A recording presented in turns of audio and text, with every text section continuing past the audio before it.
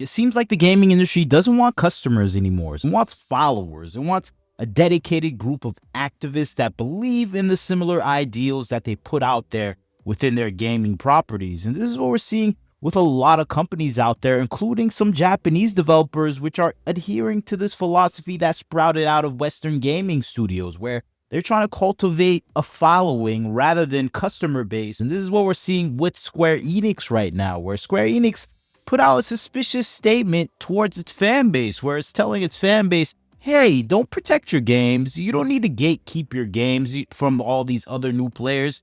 You can invite them and let them add their personal ideas into the game so we can have a broader base of people playing these games. And that sounds all nice and all, but these past 10 years of gaming has shown us that gatekeeping games is essential to actual protecting the quality of those games and maybe even protecting the success of those games if you do gatekeep them. And I think Square Enix and a lot of other properties are the best example of this proposition, because we've seen Square Enix not protect their games, resulting in games that seemingly have nothing to do with the past predecessors' quality and overall fan dedication. And I think that's what we've been seeing throughout the years with a lot of these old school developers, where they're trying to update their style, go to the modern audience trend that we see so often in Western gaming studios, and then they lose all the qualities that make their games actually attractive to the gamer player base. And I think that's where we have this ideology where it's not about the fans anymore. It's not about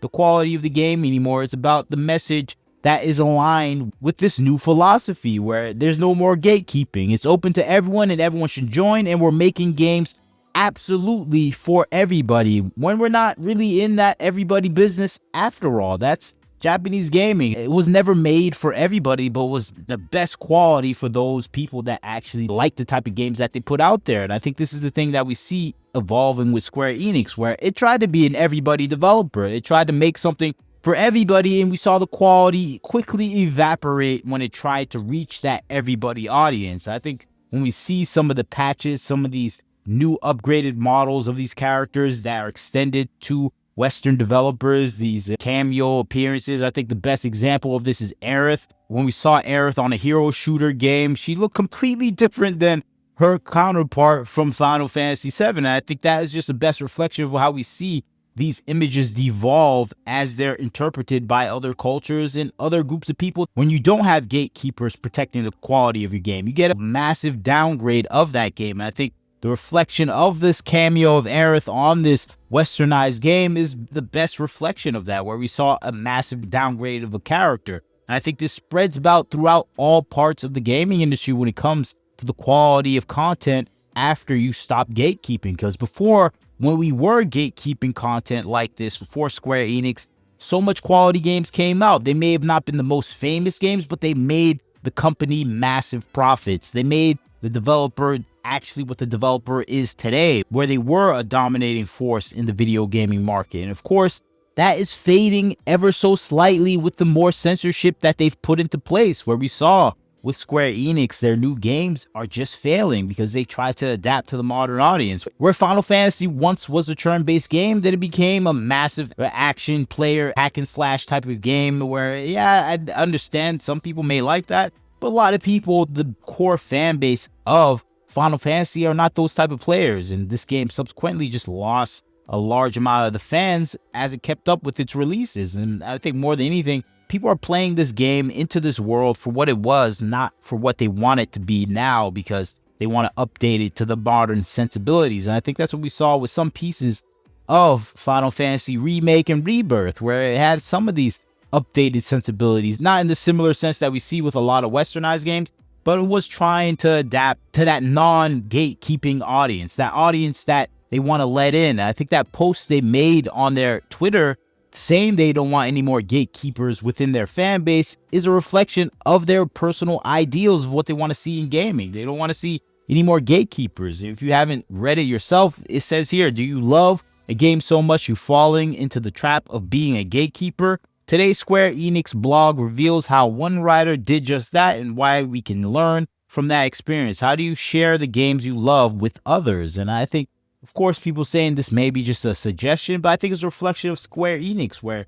it really wants to be open to a broader base community for a higher customer base. And I think all the statistics they're getting from Western developers reflect that, saying you have to include diversity, inclusion to actually make a quality game. And that is the sentiment that you keep hearing from these markets, from Western developers and Western markets and consultancy firms, where they're saying you have to expand your broad base audience, because that's what you hear from the journalists at these Western media outlets, where they're always criticizing Final Fantasy for not being within that philosophical trend that is in the West, where it's all about diversity, inclusion, gender, racial issues. They slam Final Fantasy because it didn't have enough diversity. It was about slavery. They were triggered by that. They hated that there was not enough good LGBTQ romances. This game was attacked on every corner. Similar thing with all their previous games. They're always being attacked by Western media and consultancy groups for not adding these elements. And as soon as you see them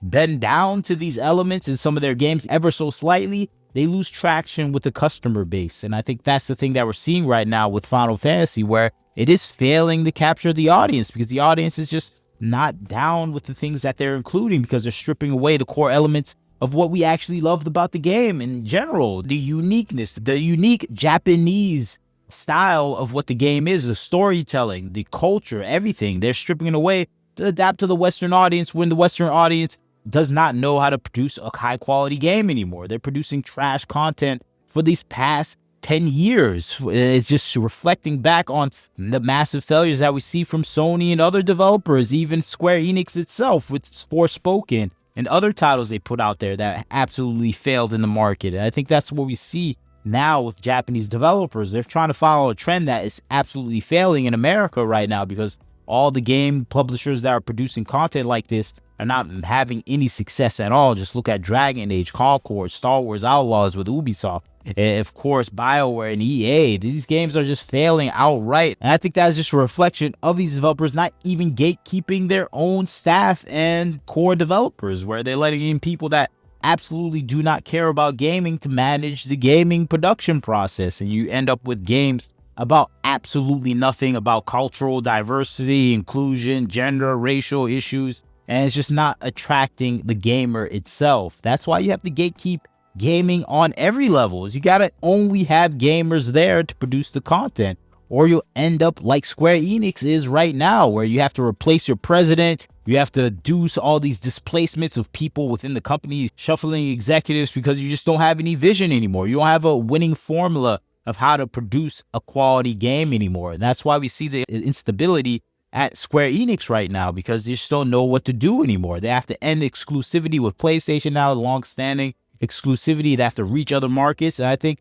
that's fine. I don't mind them for that. I'm not one for exclusivity, but I think this is just showing that they have reached their limit of doing this modern audience trend, but it seems like they're still dedicated to the outcome, even though they keep losing massive amount of money. And I think this is going back to the results of this chasing of the modern audience, because what comes with not gatekeeping your product brings in the people that want to censor and tear down what you're doing with the games and what you built from the past with these games. I think that's what we see with Square. They're inviting people in that do not care about the past or even care about the gaming culture of the company that they're working with. They're there to instill their personal points of what they want to see produced from the company, and that's what we see when you don't gatekeep a company. You invite the parasites, you invite all the people with bad intentions to actually cater your product to people that do not even have the interest of your game in mind. And that's why gatekeeping is needed. You need to protect what you're doing in your gaming industry, or you're going to end up with some of the massive censorships from properties that we saw, like Dragon Quest game, where they were removing the gender classes from the game itself. They were removing clothes and trying to rearrange and readjust how these characters look, because they're trying to placate this modern audience trend that demands censorship at all levels of the game. And you just kind of strip away some of the elements that kind of reflects the artistic sensibility of the people creating and designing these properties. And once you limit the artistic sensibility, you remove some of the creative sense at the core when you're developing these properties, because you're going to be thinking about how the Western developer feels about a game rather than how you feel about producing content for your game. And that's why we see some of the Japanese developers complaining about this, saying doing business with Western developers is ridiculous because they have these standards that are in contradiction of each other. And that's what we saw with the Dragon Quest creators complaining about this with these American developers, where they have to choose between these gender policies, these racial connotations, these body type 1 and 2s, and these people are confused, wondering like, who is talking about this? But it's about the politics for most of these people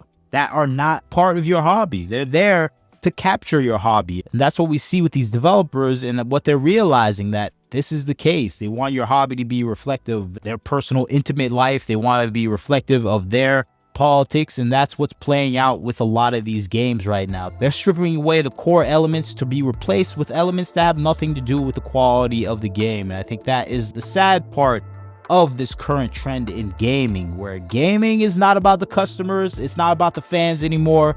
It's about the politics, and it's about inviting the people that do not care about the product that you're making. And I think that's the unfortunate sentiment that we're seeing in Japan grow, even as Western developers fail at doing the same thing. And I hope it just stops. We just want to go back to our beautifully designed games, and of course, our beautifully designed characters that reflect Japanese culture and overall sentiment of what we wanted to see from these games from the past to present, where they're at their essential core still Japanese games reflecting their culture. And I think that's all we hope for. But that's just my 2 cents on the situation. Maybe you disagree with me. I'd like to hear what you have to say. Like, comment, share, subscribe. This is Wagner Knows Why. Catch you next time.